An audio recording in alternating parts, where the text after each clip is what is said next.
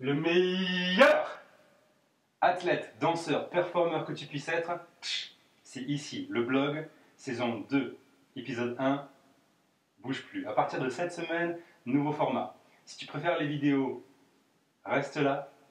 En revanche, si tu préfères lire, descends vers le bas de la page. Cette semaine, je vais parler avec toi du mois d'avril et des succès, des échecs et des leçons apprises lors de ce mois. Le triplé gagnant. Honnêtement, il faut que je te le dise, je travaille très dur pour obtenir ce que je désire à la fin de l'année. Ce que je désire dans 2 ans, ce que je désire dans 5 ans. Je travaille très dur et je pense que l'univers veut aussi que j'expérimente, que je ressente ce que c'est le succès. Mais je pense que, tu sais quoi? Il est encore plus impatient que moi. Il est encore plus impatient que moi parce que l'univers, tiens-toi bien, il a mis en place un plan pour que je ressente le succès en avril 2015. Il a mis en place un plan, une stratégie. Jamais de la vie, j'aurais cru que ce serait une bonne idée. Alors je vais te raconter ça, ça fait partie du mois d'avril. Le mois d'avril, le 19, j'avais ma première course. C'était à Cannes. Mais avant d'aller vers la Côte d'Azur, je suis resté en Provence où j'avais un camp d'entraînement début avril, un camp de 5 jours. Un camp de 5 jours qui était près des Alpes, dans la région des Alpes. Et dans les Alpes, tu sais quoi? C'est une région un peu montagneuse, c'est à 50 km de ma maison. Et c'est un endroit où j'avais jamais mis les pieds de ma vie. Donc c'est vraiment incroyable. La météo était magnifique, soleil, pas de vent, c'était super. On était 10 athlètes. 10 athlètes et on logeait dans des petites maisons, 2 par maison, près d'un terrain de golf. C'était super joli et tu sais quoi? Donc moi je partageais une maison avec Dominique, un autre athlète qui s'appelait Dominique. Et d'un côté de notre maison avec Dominique, on avait une terrasse, plein soleil. À chaque fois on allait là, il faisait super chaud, torse nu, crème hydratante, lunettes de soleil et on récupérait. En revanche, de l'autre côté de la maison, ombre, vent, et là on était obligé de mettre des collants, des gants, un bonnet avant d'aller courir. Donc, le programme de ce plan d'entraînement, le programme de ce camp. Tiens, attends, j'y pense. Crois pas que je vais te raconter que des histoires. Non, non, là, tout de suite, j'ai une première leçon pour toi, une première leçon à partager avec toi. Moi aussi, je suis l'étudiant, hein, comme toi, donc je partage la leçon avec toi. C'est par rapport à l'influence que tu peux avoir sur les autres personnes et l'influence que les autres personnes peuvent avoir sur toi. Influence, influence. Quelle influence est-ce que tu as sur les autres personnes? Tu sais, toi? Dis-toi que j'ai réalisé ça. J'avais aucune idée vraiment de quelle influence j'avais sur les gens. J'avais pas vraiment réfléchi à ça.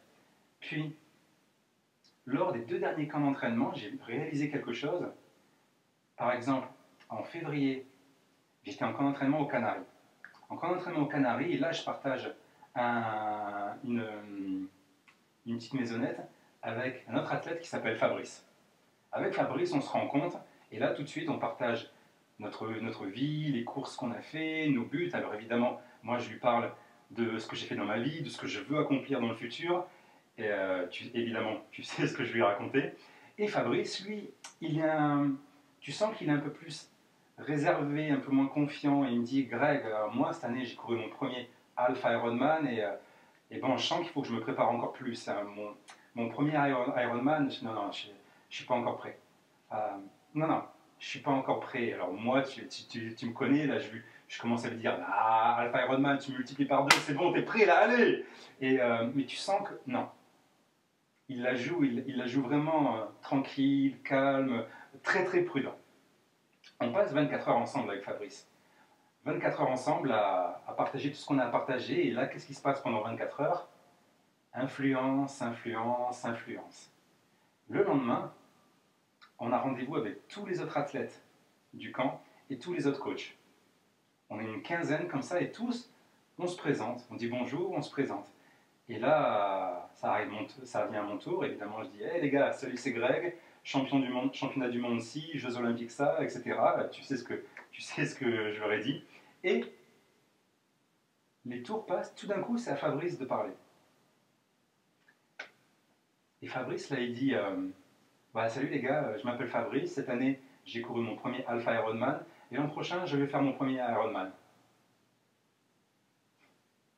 Et là, j'hallucine.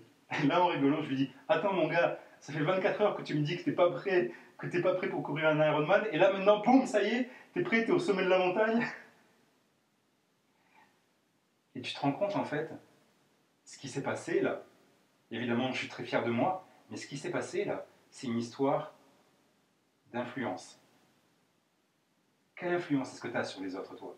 Quelle influence est-ce que les autres, les personnes qui sont autour de toi tout le temps, quelle influence elles ont sur toi? Là, pendant ce camp dans les Alpilles, je partageais cette petite maison avec Dominique. Avec Dominique, pendant 5 jours, on parle d'entraînement. Moi, je lui parle de mon entraîneur qui était là lors du camp. Dominique me dit qu'il n'a pas d'entraîneur et que lui, laisse tomber, Greg. C'est trop compliqué, je travaille, j'ai les 3-8 et ça va, je sais à peu près qu'est-ce qu'il faut que je fasse. Je prépare l'Ironman de Embrun pour le mois d'août. C'est bon, je sais à peu près ce qu'il faut que je fasse, mais je vais le faire pour m'amuser. Je fais les 3-8, c'est trop compliqué. Puis on reste 5 jours ensemble avec Dominique. Influence, influence, influence, influence. Qu'est-ce qui se passe au bout de 5 jours? Dominique il va voir mon entraîneur et il lui dit, bon, alors, hein, ça y est, c'est bon, on y va, comment est-ce qu'on fait pour travailler ensemble? Voilà, donne-moi les documents, dis-moi où je dois signer, allez, c'est parti, on le fait, on réfléchit plus. Influence, influence, influence. Allez, t'as compris le message? Là maintenant, je te reparle du camp. Donc, pendant ce camp, le programme, comme d'habitude, il est chargé 2 séances d'entraînement par jour, une séance de vélo tous les jours, plus soit course à pied, soit natation. Le vélo, on a commencé tranquille le lundi avec 70 km, et progressivement 5 km en plus par jour, jusqu'à atteindre 105 km le jeudi, où on allait se promener au pied du Mont Ventoux. Le groupe en vélo, je suis assez satisfait du groupe, parce que figure-toi que quand on roule en peloton, je suis dernier. Donc je me dis, ok, c'est bon, ça va être génial, je vais vraiment bien bosser en vélo, je vais progresser, ça va être bon. Ensuite, il y a un autre truc où je suis vraiment satisfait, c'est que quand on roule en vélo, on est à un rythme tranquille, sur du plat, un peloton d'une bonne dizaine à 37-38 km/h. Et je suis vraiment fier, tu sais, je roulais, j'étais comme ça sur mon vélo, je regardais le compteur et je me disais que je me rappelais l'an dernier, toutes les fois où je voyais mon compteur à 24,5, à 25,2 et je fantasmais, je me disais, ah putain, ça serait bon un jour de rentrer à la maison après 2 heures ou 3 heures et de voir que tu es resté à 25 km/h de moyenne pendant toute la sortie. Et là pendant cette semaine, 37-38 km/h. C'est incroyable le progrès que notre corps il peut faire quand on s'entraîne régulièrement en étant constant. La suite du programme vélo, donc le mardi, il y avait une séance de PMA. Une séance de PMA, c'est tu prends une montée de 5 km, dans notre cas elle faisait 5 km, tu la fais quasiment à fond, tu redescends en récupérant, et tu fais comme ça 5 fois, 6 fois. Alors, figure-toi que les autres cyclistes, dans les descentes, c'est des pilotes. Ils sont en bas du guidon, ils se penchent complètement, c'est vraiment des pilotes les gars. Et donc j'avais du mal à les suivre dans les descentes, à rester dans leur roue. Ce qui fait qu'à un moment, lors de la première descente, première montée, première descente, je me mets en bas du guidon pour essayer d'être un peu plus aérodynamique. Et là, figure-toi que j'ai la bonne idée de faire ça pile quand le revêtement de la route est complètement pourri, complètement défoncé. Et là, tu sais quoi?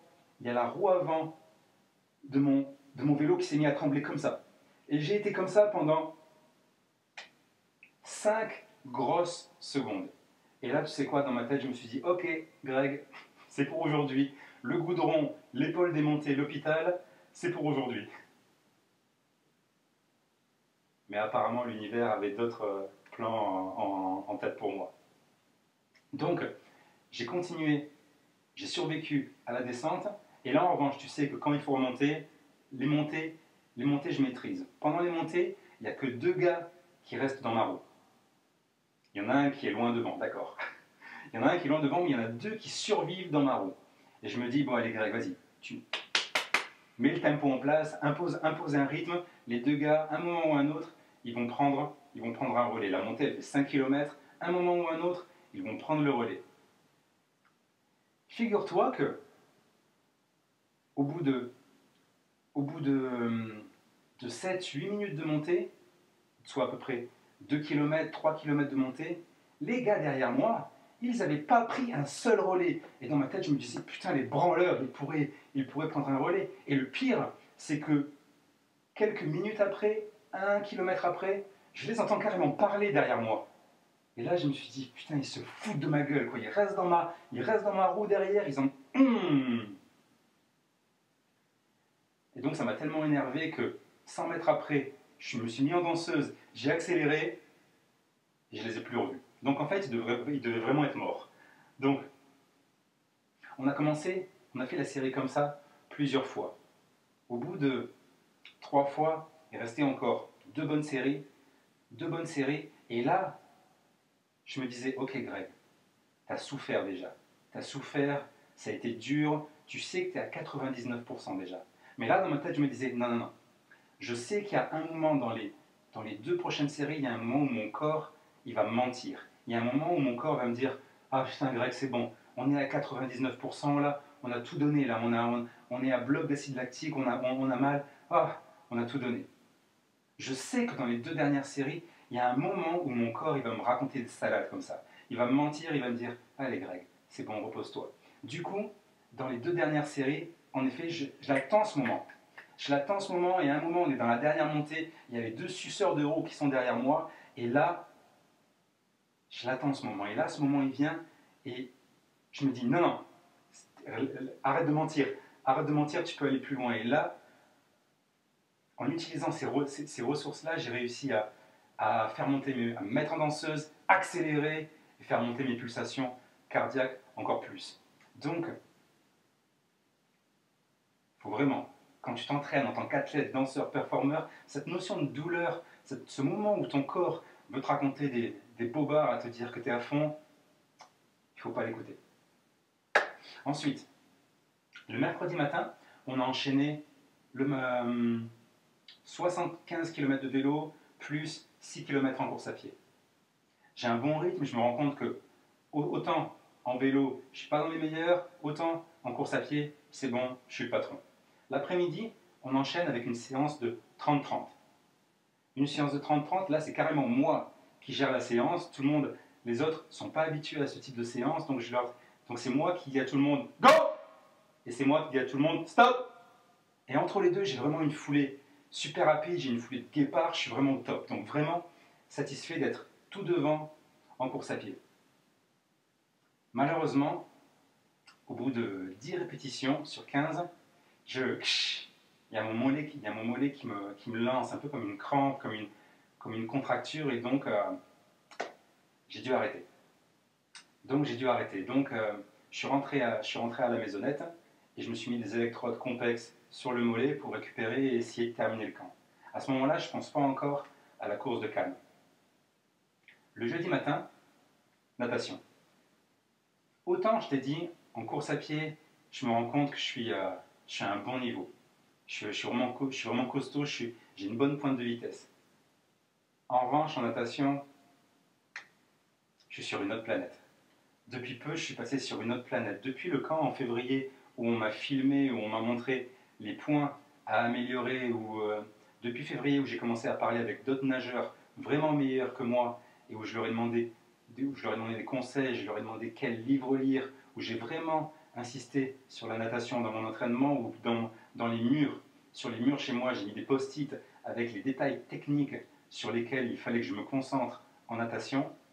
Depuis ce moment-là, j'ai vraiment passé un cap en natation. Et maintenant, du coup, quand je nage avec les autres, que je respire, que je tourne la tête et que je vois les autres, je vois leurs bras bouger dans tous les sens, et que moi en revanche, j'ai l'impression de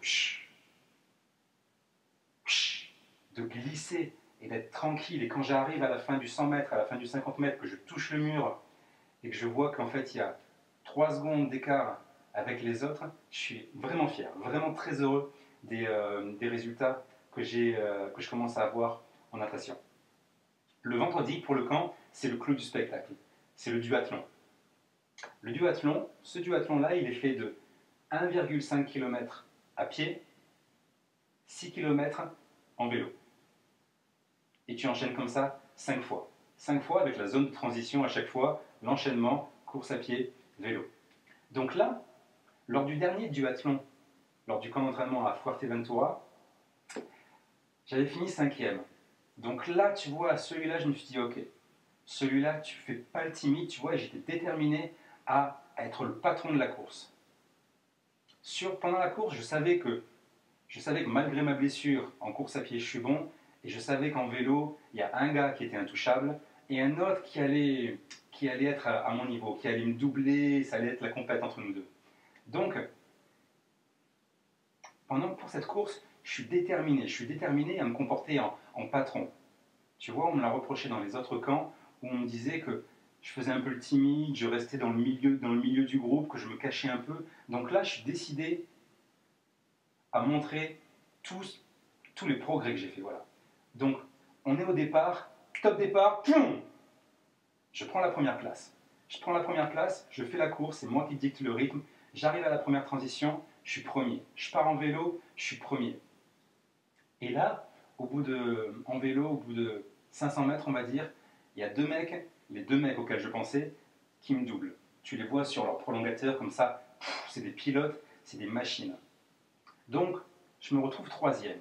J'étais très fier d'avoir bien géré ce début de course et de m'être comporté en patron. Là, tout d'un coup, je me retrouve troisième. Et alors, je commence à garder mon calme et à me dire, ok, le premier, je sais qu'il est intouchable en vélo, ça va être dur. Le deuxième, en revanche, je me rappelle que mardi, lors de la séance de PMA, la séance de montée, il était dans ma roue et il n'arrivait pas à tenir. Donc s'il m'a doublé, il y a des chances qu'il soit parti trop vite. Donc je tiens le rythme. Je tiens mon rythme, je suis sur mes prolongateurs, je tiens le rythme, je termine la boucle en vélo. J'arrive à la course, je le rattrape un tout petit peu, mais il y a beaucoup d'écart entre nous deux encore, il y a environ 200 mètres. Mais là, lors du deuxième tour en vélo, tout d'un coup, je me rends compte que l'écart entre nous deux est plus que de 190 mètres. Et à l'œil nu, il n'y a que 10 mètres en réalité, mais à l'œil nu, c'est flagrant. Quand tu rattrapes quelqu'un de 10 mètres en vélo, c'est flagrant. Et donc, je le rattrape tout doucement comme ça. Quand j'arrive à la zone de transition, il a encore à peu près, il a plus que 30 mètres d'avance sur moi. Il a plus que 30 mètres d'avance sur moi, je me dis, ok, c'est bon, je vais le doubler pendant la course. Là, j'envoie ma foulée de guépard, et j'arrive, et je sens que je le rattrape, tout doucement, tout doucement. Et à un moment, c'est terrible comme sensation, mais enfin, c'est incroyable quand c'est toi qui rattrapes. Mais quand tu te fais rattraper, ça doit être terrible, parce que tu arrives derrière le mec, et quand c'est toi qui es derrière, qui le rattrape, c'est vraiment une question de... Tu contrôles l'autre athlète, tu contrôles la personne. Si tu en fais ce que tu veux, tu arrives derrière, et tout d'un coup, pour rester dans la foulée de personne, c'est comme si tu courais à 2 à l'heure. C'est vraiment comme ça. Et là, tout d'un coup, je suis resté derrière ce gars, et je me suis dit, et là j'ai pensé à toutes les courses que j'ai vues avec Gwen Jorgensen, avec Chris McCormack, et je me suis dit, ok, putain, maintenant, c'est à quel moment que tu vas mettre une accélération de dingue et que tu vas le larguer pour toujours. C'est à quel moment que tu vas le faire.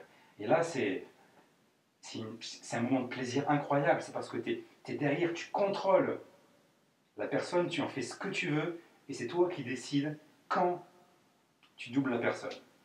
Sensation incroyable. Et donc, là, la décision que j'ai prise, j'ai décidé d'accélérer 30 mètres avant le demi-tour. 30 mètres avant le demi-tour, accélération, et j'ai décidé de relancer très fort en revenant. Je ne sais pas si c'est la meilleure tactique, mais en tout cas, je ne l'ai plus jamais revu. Le gars derrière moi, je ne l'ai plus jamais revu. Puis je suis reparti en vélo, et j'ai terminé fort le vélo. J'ai jamais pu rattraper le premier, mais j'ai fait une bonne performance, très satisfait. Quand j'ai terminé, quand j'ai franchi la ligne d'arrivée, mon coach m'a crié « Greg, 4e meilleur temps de la saison !» Et moi je l'ai gueulé « Ah merde, le podium !» Donc voilà comment s'est passé le camp. Entre le camp et Cannes, maintenant, il me reste environ une grosse semaine, 8 jours. Pendant les 8 jours, j'ai passé le temps à me reposer, à mettre à dormir avec un cataplasme d'argile et à boire des huiles essentielles la journée. les entraînements pendant cette semaine de repos relatif, les entraînements en natation et en vélo se sont bien passés. Pas de soucis, serein, je suis content. En revanche, 24 heures avant le départ pour Cannes, j'ai fait un test jogging pour voir si mon mollet tenait bien. Et là, j'ai couru un quart d'heure, 15 minutes, tout tranquille. Mais au bout de 8 minutes, j'avais mal. Donc tout d'un coup, j'étais super perplexe. C'est la deuxième leçon du jour pour toi. J'étais super perplexe et je me disais, putain, qu'est-ce que tu fais? Est-ce que tu restes ici? Tu te reposes, tu te prépares pour la suite? Ou alors est-ce que tu vas à Cannes? Est-ce qu'il y a une bonne raison d'aller à Cannes? Et là, j'ai utilisé la nouvelle technique mentale que j'utilise maintenant à chaque fois que je suis dans la merde, à chaque fois qu'il m'arrive un problème, à chaque fois qu'il y a un mur d'adversité face à moi, j'utilise cette technique que tu peux utiliser.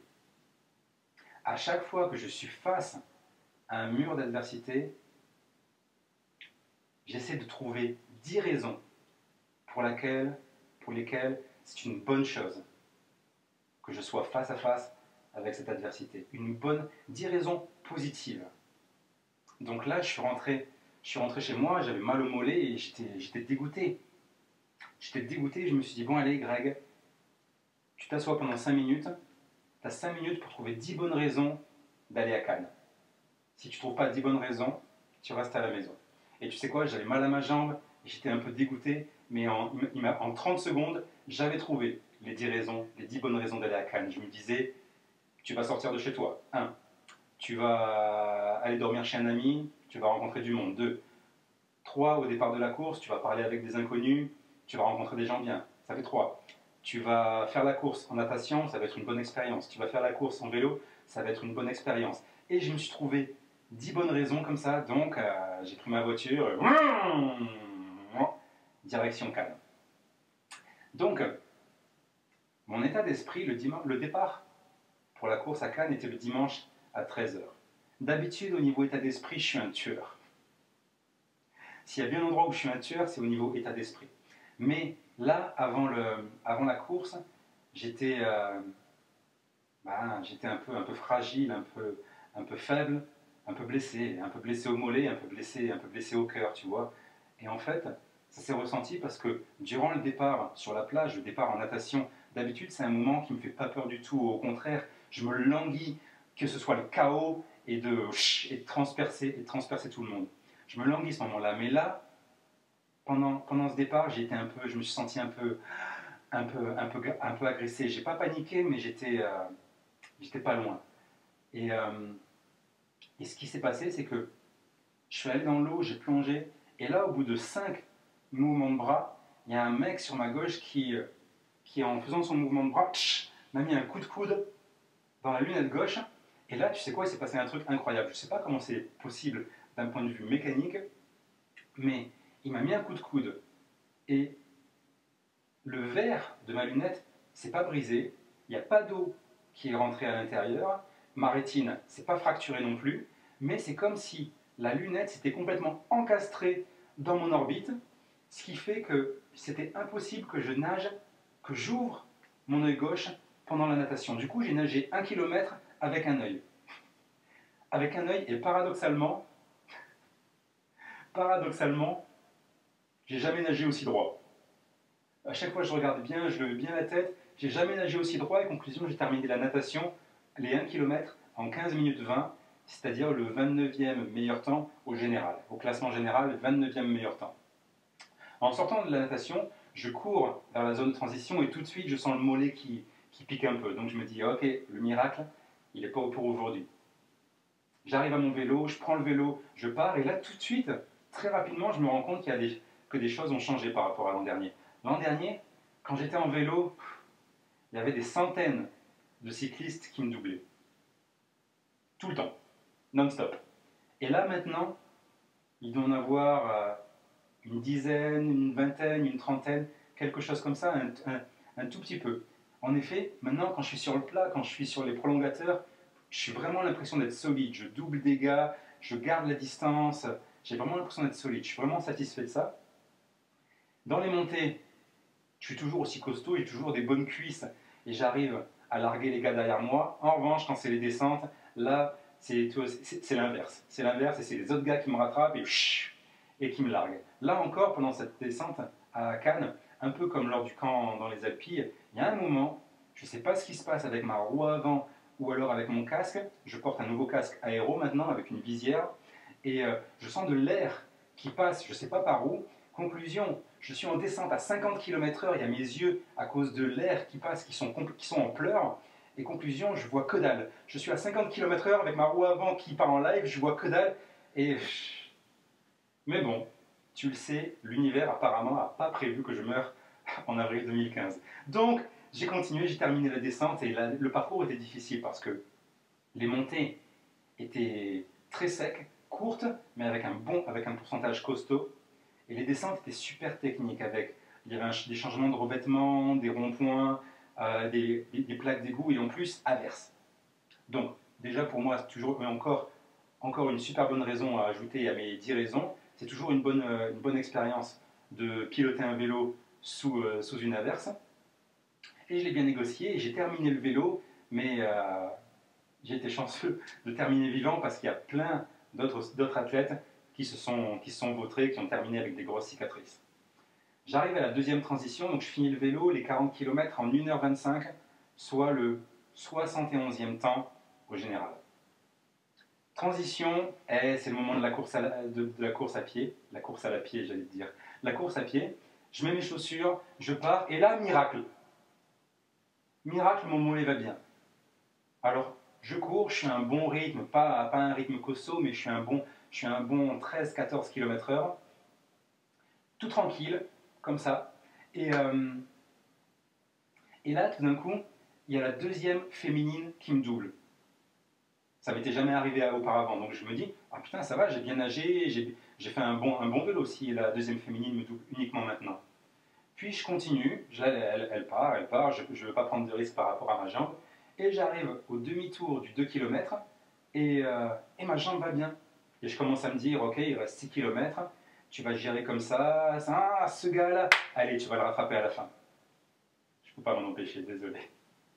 Et en fait, je fais demi-tour au 2 km, et là, mon mollet qui me dit, stop! Je me suis arrêté direct, j'ai voulu étirer, mais j'ai même pas voulu essayer. Alors je me dis, ok, ben voilà, c'est pour aujourd'hui. Tu arrêtes, tu marches jusqu'à là-bas et tu abandonnes. Voilà. Ça arrive à d'autres athlètes, c'est aujourd'hui, ça t'arrive à toi. Et donc, je commence à marcher tout tranquille. Il y a des gens qui sont sur le côté et d'autres athlètes qui me disent, allez, vas-y, courage, vas-y, mets les bras en l'air, respire bien, c'est bon, ça va passer, tu vas repartir, comme si j'avais un point de côté. Donc, je continue à marcher comme ça, et j'arrive à mi-parcours du vélo, et là je vois un juge, et je lui dis, bon ben, je suis blessé, je veux abandonner, qu'est-ce que je fais? Et là le juge me dit, ben, allez directement à la ligne d'arrivée. Je lui fais, quoi?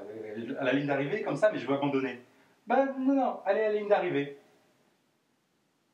Alors, je vais vers la ligne d'arrivée, je marche, et là, grand tapis rouge vers la ligne d'arrivée, 200 mètres de tapis rouge, les barrières de sécurité, des centaines de personnes sur le côté en train d'applaudir tous les mecs qui ont fini parmi les premiers de la course.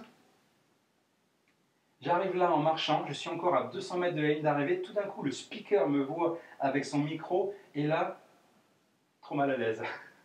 Et là il gueule dans son micro, mesdames et messieurs, là c'est incroyable ce qui va arriver, regardez là-bas. Le dossard 1358, il a tout donné. Il a donné tout ce qu'il avait, mais il va quand même finir la course. Quel courage. Allez, on applaudit. Et là, tout le monde qui me fait une standing ovation, qui applaudit comme si j'étais le champion du monde, comme si j'avais terminé premier de la course, comme si je leur faisais l'honneur de participer à leur course. C'était un peu dingue comme situation. Donc, apparemment, voilà ce que l'univers avait prévu comme plan pour moi pour le mois d'avril. Enfin, il faut que tu réalises que, c'est pour ça, cette histoire, si je te la raconte, il faut que tu réalises que si toi aussi, comme moi, il t'arrive une blessure, il t'arrive un contretemps, il y a un mur d'adversité en face de toi, un truc que tu ne comprends pas. Hein, je suis sûr que, comme moi, tu travailles bien, tu es motivé, tu es sérieux, tu es dédié à ton activité, à ce que tu fais. Mais si jamais il t'arrive un truc, dis-toi, sois un peu créatif, sois un peu imaginatif. Et imagine, il y a une bonne raison pour laquelle ça t'arrive. Oui, tu peux trouver 10 bonnes raisons de faire, d'affronter un défi, d'affronter un mur d'adversité. Oui, tu peux en trouver 10. Mais sois un peu créatif et imaginatif. Il y a une bonne raison pour laquelle ce problème t'arrive en ce moment. Il y a une bonne raison. La semaine dernière, j'ai participé à la finale nationale du concours de discours, d'expression orale, de prise de parole en public. Tu sais, je suis champion d'Europe, je te l'ai répété 15 000 fois déjà, tu le sais. Mais là, ce concours, c'était la finale nationale, et moi, je m'imaginais déjà aller à Porto, au championnat d'Europe, aller à Las Vegas, au championnat du monde, et repartir avec le trophée sous le bras. Mais là, la finale nationale, c'était à Aix-en-Provence, pas loin de chez moi. J'ai terminé quatrième. Même pas deuxième. J'ai terminé quatrième. Là, je suis rentré chez moi, et la première chose que j'ai faite, tu le sais, j'ai trouvé 10 raisons pour lesquelles c'est une bonne chose que j'ai terminé quatrième et que je n'ai pas gagné ce concours. Parce que j'ai perdu ce concours, je vais pouvoir donner mon énergie à autre chose. Je vais pouvoir penser à autre chose, je vais pouvoir me concentrer sur autre chose, ainsi de suite. Alors si t'arrive un problème, dis raison. Allez, courage, courage, courage, courage.